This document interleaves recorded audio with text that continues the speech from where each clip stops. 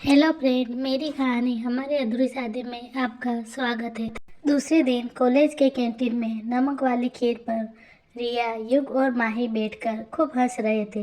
रिया, माही तुम भी ना जबरदस्त हो। भाई का चेहरा इमेजिन करके मेरी तो हंसी ही नहीं रुक रही है। बेचारे भाई, सबको खाने में मिली टेस्टी खीर और उन्हें नमक वाली खीर, और फिर जोर जोर से हंसने लगी। युग, मुझे तो पहले से ही पता था कि खाने में कुछ तो जरूर गड़बड़ की हो तुम, वरना थोड़ी देर पहले जो गुस्से से लाल हो रही थी, अचानक डाइनिंग टेबल पर मंद मंद मुस्कुरा क्यों रही थी? माही, अब आप लोग हमारा मजाक उड़ाना बंद करिए। उन्होंने जो किया उसके बदले यह थोड़ा कम ही था। और वह क्या था कि खीर हमारी ही तरह है।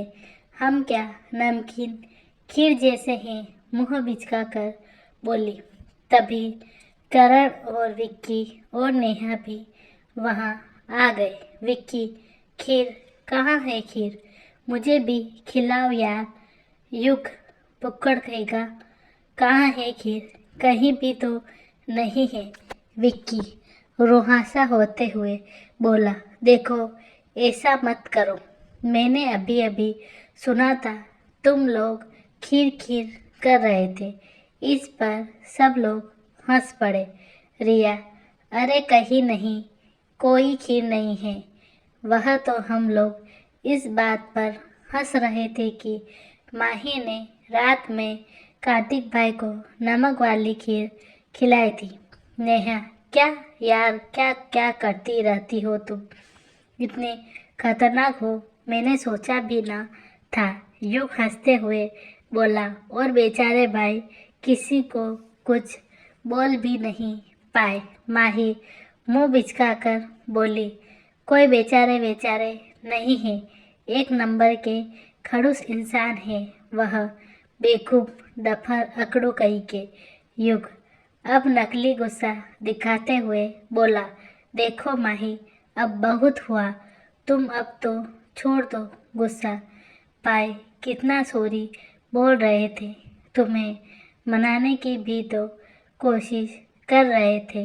माही, हाँ तो हम क्या करें, हमारा मन हम नहीं मानेंगे। विक्की, अरे बात क्या है, कोई हमें भी तो बताओ।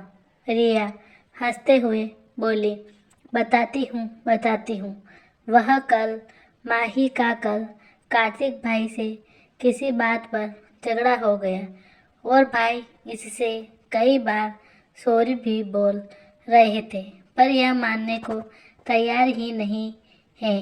माही, हाँ हम क्यों माने, गलती उन्होंने की है तो भुगतेंगे भी वही। युग, अच्छा बाबा, चलो छोड़ो, हम सब भी मानते हैं कि भाई की ही गलती है, पर अब वह सॉरी बोल रहे हैं, अब तुम भी मान जाओ ना प्लीज। माही, नहीं नहीं, कभी नहीं। करण को माही और कार्तिक का इस तरह के तकरार की बात सुनकर कार्तिक से जलन हो रही थी। उसे कार्तिक और माही के रिलेशनशिप के बारे में नहीं पता था। रिया उसे देख रही थी। उसका एक बार मन हुआ कि वह उसे सब कुछ बता दे, फिर बाद में बताने का सोचकर चुप रह गई। इधर विनय का ग्रुप भी वहां आ पहुंचा। विनय, क्या बात है? आज पार्टी मनाई जा रही है और हमें इनवाइट भी नहीं किया गया। वैसे रिया, तुमने यह अभी तक बताया नहीं कि युग की गर्लफ्रेंड तुम हो या फिर दोनों। यार युग, तुम मैनेज कैसे करते हो दोनों को एक साथ? युग, देखो विनय, हम लोग अभी झगड़ने के मूड में नहीं हैं, तो बेहतर होगा कि तुम यहाँ से चले जाओ। विक्की, लगता है कि माही की पिटाई भूल गए हो। विनय गुस्से से अपनी भौं पर उंगली फिराई और फिर बोला, कुछ नहीं भूला हूँ, उस बेइज्जती का तो मैं समय आने पर सूद समेत बदला लेकर ही रहूँगा। माही चिढ़कर बोली, अरे तो जा ना यहाँ से अभी। विनय, वैसे बहुत किस्मत वाले हो, तुम्हारे दोनों आइटम बहुत मस्त हैं। माही को भद्दी नज़रों से देखते हुए वह बोला। अब माही का गुस्सा फूट पड़ा। वो उठी और विनय का कॉलर पकड़कर बोली, तुम्हें हम आइटम नजर आते हैं? अरे हम युग की बहन है बहन, और अगर तुम लोगों को समझ नहीं आता तो हम क्या करें? अपने माथे पर लिखवा कर घूमे कि युग हमारा भाई है। और गुस्से से विनय को पीछे की ओर धकेल कर अपनी क्लास की ओर चली गई। बाकी सब भी उसकी ओर गुस्से से देखते हुए वहां से उठकर अपनी अपनी क्लास की ओर चले गए। अगले सैटरडे को पढ़ाई का बहाना कर माही घर नहीं आई। कार्तिक जब ऑफिस से घर आया तो माही को ना देखकर युग से पूछा तो वह बोला, सॉरी भाई, मैंने बहुत कहा पर वह मोम को फ़ोन कर ना आने के लिए मना ली थी। सॉरी भाई। कार्तिक उदास हो गया। उसने युग से कहा, नहीं भाई, तुम सॉरी मत बोलो। वैसे भी माही का गुस्सा होना जायज़ है। मैंने जो उसके साथ किया उसकी भरपाई बस सॉरी से नहीं हो सकती है। वक्त लगेगा उसे वह सब भूलने में। चलो मैं कोशिश करके देखता हूँ, शायद आने को मान जाए। युग, ठीक है भाई कहकर अपने रूम में चला गया। अब कार्तिक को माही पर गुस्सा भी आ रहा था। अरे सॉरी तो बोला ना, फिर भी भला क्यों नहीं मान रही है वह। फिर अपने आप को समझाते हुए मन ही मन बोला, बहुत जिद्दी हो ना तुम, पर मैं भी कुछ कम नहीं हूँ। मेरी वजह से आ जाना से मना की हो ना। देखो अब मैं क्या करता हूँ। उसने युग से माही का नंबर ले लिया और अपने कमरे में आकर उसे कॉल किया। फिर कुछ सोचकर तुरंत काट दिया। माही के पास कार्तिक का नंबर नहीं था तो वह भी अननोन नंबर देखकर कोई रिएक्ट नहीं की। रिया, माही, यह तुमने गलत किया। तुझे जाना चाहिए था आज। अंकल आंटी का तो कम से कम सोच लेती। वह कितना वेट करते हैं तुम्हारे आने का। माही, हाँ यार, हमें भी उनकी बहुत याद आ रही है, पर क्या करूं। कार्तिक जो का सोच कर गुस्सा आ जाता है। इतनी आसानी से तो उन्हें माफ़ भी नहीं कर सकते हम। और फिर उदास हो गई। रिया उसे उदास देखकर उसे हंसाने के लिए बोली, ओहो, तो उनकी याद भी आ रही है। ही मुंह बनाते हुए बोली, हमें क्यों याद आएगी उनकी। और आपने देखा, वह 1 वीक हो गए हैं हमें आए हुए। एक बार भी उन्होंने हमें मनाना या हमसे बात करना जरूरी नहीं समझा। रिया, ओह, तो इस बात की नाराज़गी है। अगर कार्तिक भाई आएंगे तुम्हें लेने तो तुम चली जाओगी। माही शर्मा गई और इमेजिन करने लगी कि कार्तिक उसे लेने आया है। उसी समय उसके फ़ोन पर फिर से उसी अननोन नंबर से कॉल आया। इस बार कॉल कटा नहीं तो उसने फ़ोन उठा लिया। हेलो, उधर से आवाज़ आई, 5 मिनट में रेडी होकर नीचे आओ। मैं हॉस्टल के गेट पर तुम्हारा वेट कर रहा हूँ। माही, ओ हेलो मिस्टर, आप हैं कौन और हम क्यों नीचे आए? कार्तिक, अरे इतनी जल्दी आवाज़ भी भूल गई। हर वक्त भूखी शेरनी बनी रहोगी तो, और याद भी क्या रह सकता है तुम्हें। जल्दी से नीचे आओ। माही के हाथ से फ़ोन गिरते गिरते बचा। कार्तिक जी, आप? उसने अविश्वास भरी आवाज़ में बोला। रिया कार्तिक का नाम सुनकर खुश हो गई। कार्तिक, हाँ मैं। अब तुम आती हो नीचे या मैं ऊपर आऊं? माही, नहीं नहीं, आप ऊपर मत आइए। पर हम क्यों आए? हमें नहीं आना, हमें आज बहुत पढ़ना है। माँ को हमने फोन पर बता दिया था। कार्तिक, वह सब मैं नहीं जानता। बस तुम जल्दी से नीचे आओ वरना मैं आ रहा हूँ। फिर वार्डन को मेरा परिचय देते रहना। और हाँ, वहाँ कुछ भी झूठ बोलने की कोशिश भी मत करना। माही घबरा गई। नहीं नहीं, आप नहीं आ सकते हैं अंदर। फिर कुछ सोचते हुए बोली, ठीक है, हम आ रहे हैं। Kartik, good girl. Mahi phone काटकर दम से बैठ गई। क्या आफत आ गई? रिया, जो बड़ी शांत देर से शांत होकर सांस रोक के सब सुन रही थी, खुश होकर चिल्लाते हुए बोली, माही नीचे सच में भाई आए हैं। वाह माही, अब तुम जल्दी से तैयार हो जाओ। भाई को ज़्यादा वेट मत कराओ। माही, पर हम उनके साथ जाना नहीं चाहते हैं, बहुत खड़ूस है वो। रिया बोली, तो फिर बोल दो उन्हें। फिर यहाँ वार्डन और बाकी लड़कियों को बताते रहना कि वह कौन है तुम्हारे। माही घबराकर बोली, नहीं नहीं, हम जा रहे हैं। अब आप हमें परेशान करना बंद कीजिए। और फिर कपड़े चेंज कर अपना मोबाइल और पर्स लेकर वह नीचे आ गई। गेट पर कार्तिक उसका इंतजार कर रहा था। कार्तिक ने जब उसे गेट से बाहर आते देखा तो उसका मन हुआ कि दौड़ कर जाए और उसे गले से लगा ले। जब से उससे पता चला है कि माही बस उसी की है, उसके जज्बात तो जैसे काबू में ही नहीं रहते हैं आजकल। वह अब उसे एक पल के लिए भी खुद से अब दूर नहीं रखना चाहता था।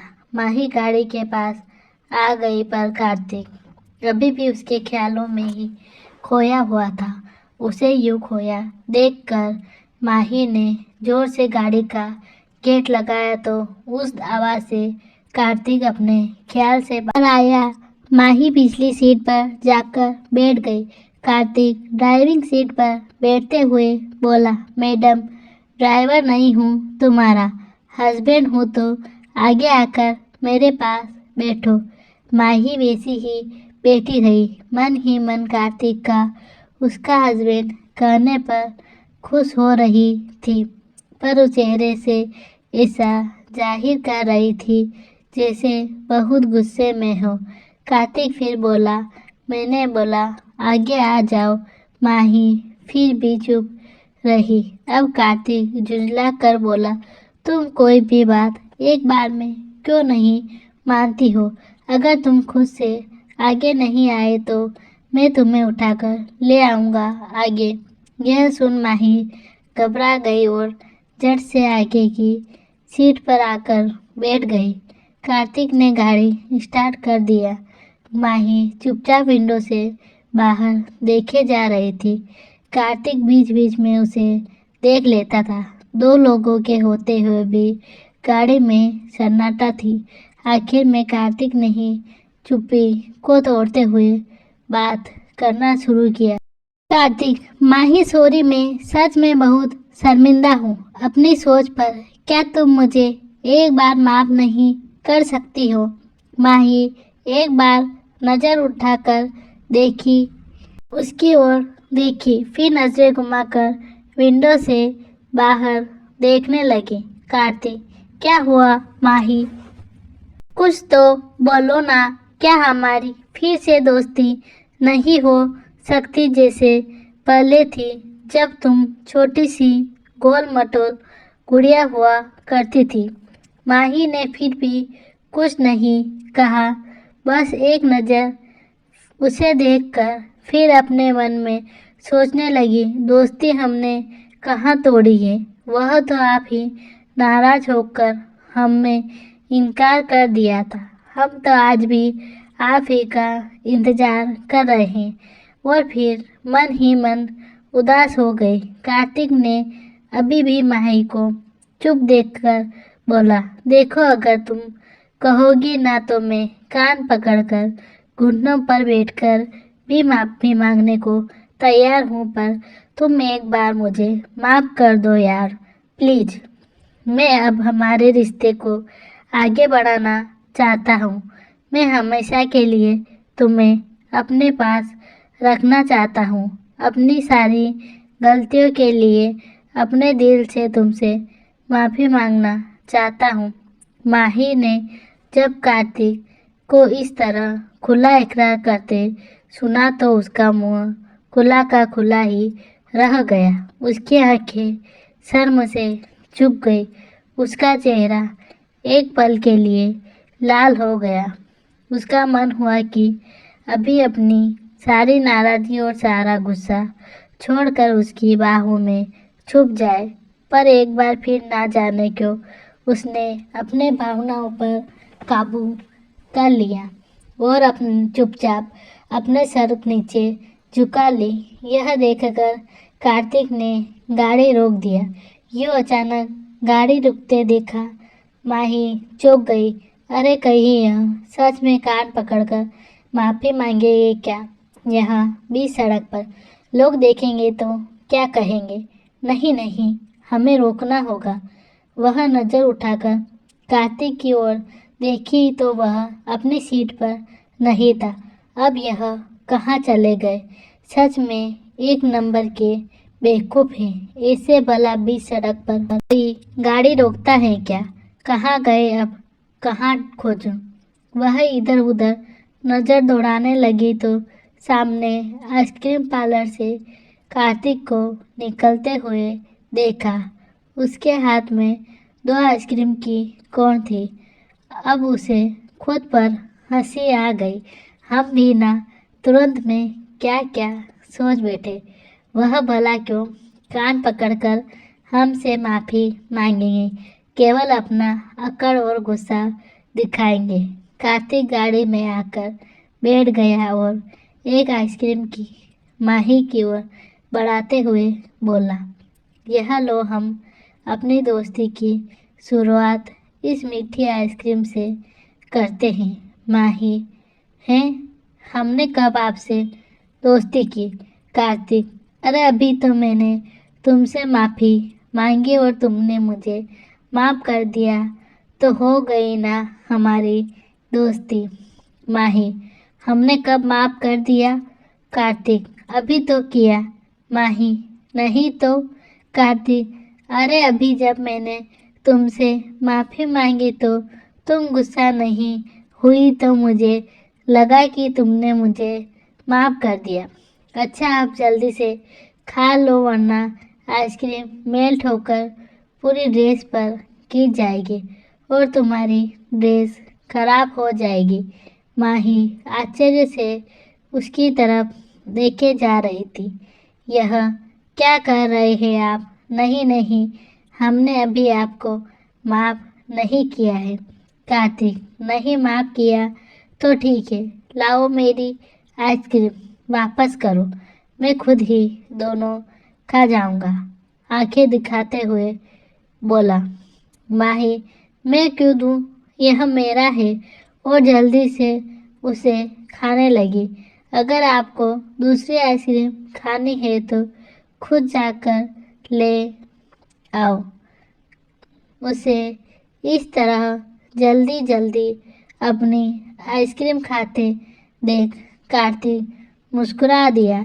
उसे पता था कि माही को आइसक्रीम बहुत पसंद है। उसने मन ही मन सोचा, ओ माही, मेरी वजह से कितना तकलीफ में रही हो तुम। तुम्हारे दिल का दर्द मैं समझ सकता हूँ। मैं मानता हूँ कि मैंने बहुत गलत किया तुम्हारे साथ। तुम्हारी खुशी छीनी है मैंने। अब तुमसे वादा भी करता हूँ कि तुम्हें तुम्हारी सारी खुशियाँ वापस करूँगा। तुम्हें वह सारे हक दूंगा जो एक पत्नी का अपने पति पर होता है। तुम्हें वापस अपनी ज़िंदगी में शामिल कर लूँगा। फिर कभी खुद से दूर नहीं जाने दूंगा। बस अगले महीने हमारा फाइनल एग्जाम खत्म हो जाए और फिर मैं तुमसे अपने दिल की सारी बातें कह कर तुम्हें पूरे सम्मान के साथ तुम्हारा वो हक जिससे तुमने मुझे आज़ाद किया था सारा का सारा वापस करूँगा। तुम्हारी ज़िंदगी में शामिल होकर तुम्हें अपनी ज़िंदगी बना लूँगा। और फिर गाड़ी स्टार्ट कर घर की ओर गाड़ी बढ़ा दिया। कार्तिक ने गाड़ी में एफएम चालू कर दिया। उस पर धीमी आवाज़ में गाना बज रहा था जो कि इस वक्त दोनों के दिल की आवाज़ थी जो वे अपने दिल में अभी एक दूसरे से छिपा कर रखे हुए थे। क्या करण माही को अपनी फीलिंग बता पाएगा? क्या होगा जब कार्तिक भी वहां आ पहुंचेगा? क्या वो अपने दोस्तों से माही को अपनी वाहिब के रूप में इंट्रोड्यूस करवाएगा? कौन है वो लड़की जो कार्तिक से मिलते ही उसके गले लग गई? आज के लिए इतना ही। आगे की कहानी जानने के लिए पढ़ते रहिए मेरी कहानी हमारी अधूरी शादी। धन्यवाद।